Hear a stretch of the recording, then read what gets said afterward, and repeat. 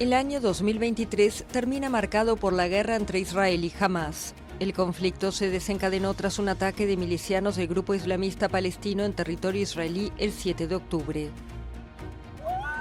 Los combatientes cruzaron la frontera desde la Franja de Gaza y mataron a 1.200 personas, la mayoría civiles, además de tomar a 240 como rehenes, según las autoridades israelíes.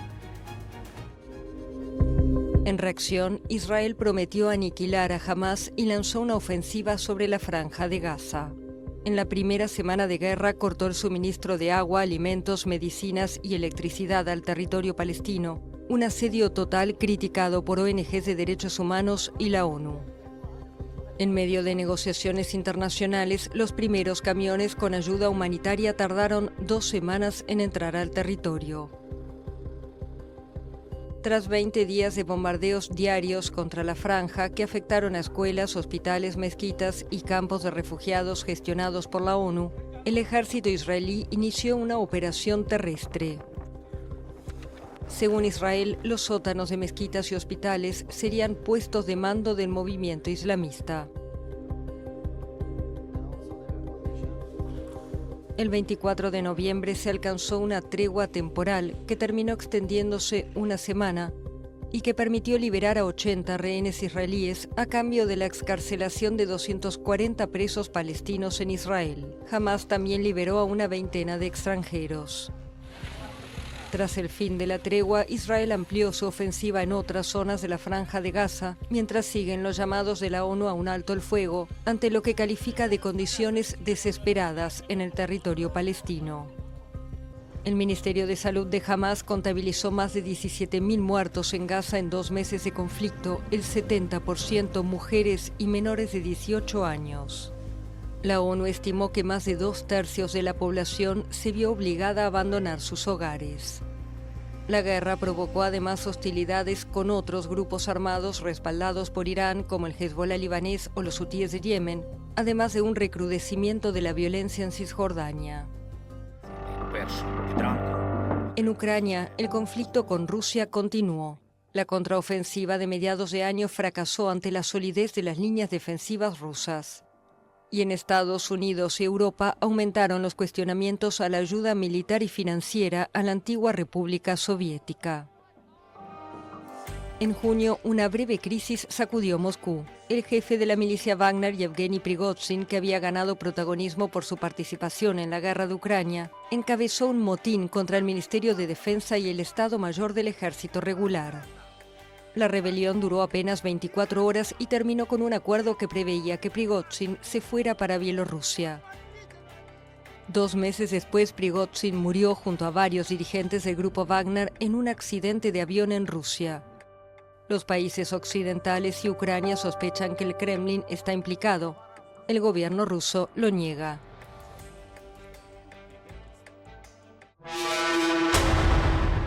No fueron los únicos conflictos. En septiembre, una ofensiva relámpago lanzada por Azerbaiyán contra el territorio separatista de Nagorno-Karabaj dejó cientos de muertos y obligó a la retirada de la enorme mayoría de los 120.000 habitantes de la región.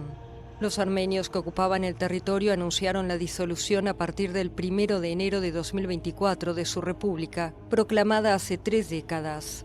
La región montañosa era objeto de disputas desde la disolución de la Unión Soviética. En Estados Unidos, por primera vez en más de 100 años, un expresidente fue citado a declarar en un juicio en su contra. Fue Donald Trump, que enfrenta varios procesos judiciales, 4 de ellos penales. En Georgia, donde se le acusa de intentar manipular las elecciones de 2020, el magnate tuvo un breve ingreso a prisión, con ficha policial incluida. Menos de 30 minutos después quedó en libertad, tras pagar una fianza de $200.000.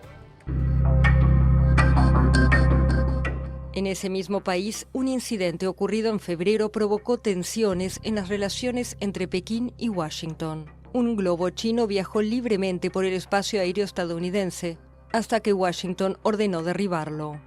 China negó que el globo estuviera destinado a recoger información de inteligencia y aseguró que el aparato se había desviado de su ruta. En Francia, el año empezó con una ola de indignación. El motivo fue el asesinato de Nael, un joven de 17 años que recibió un disparo a quemarropa por parte de un agente de policía durante un control de tráfico, lo que generó varias noches de protestas violentas. La reforma de las pensiones también sacó multitudes a las calles, hubo enfrentamientos con la policía, vandalismo y muchas detenciones. Pero el gobierno de Emmanuel Macron acabó promulgando la impopular reforma. En Sudán, en abril estalló un conflicto entre el ejército y las paramilitares fuerzas de apoyo rápido. Cientos de personas murieron y más de 1 millón huyeron de sus hogares. Globalmente, los conflictos en el mundo siguieron alimentando las cifras de desplazados. 114 millones contabilizados a fines de septiembre, según el Alto Comisionado de Naciones Unidas para los Refugiados. India, en tanto, destronó a China como el país más poblado, con más de 1.425 millones de habitantes, según la ONU.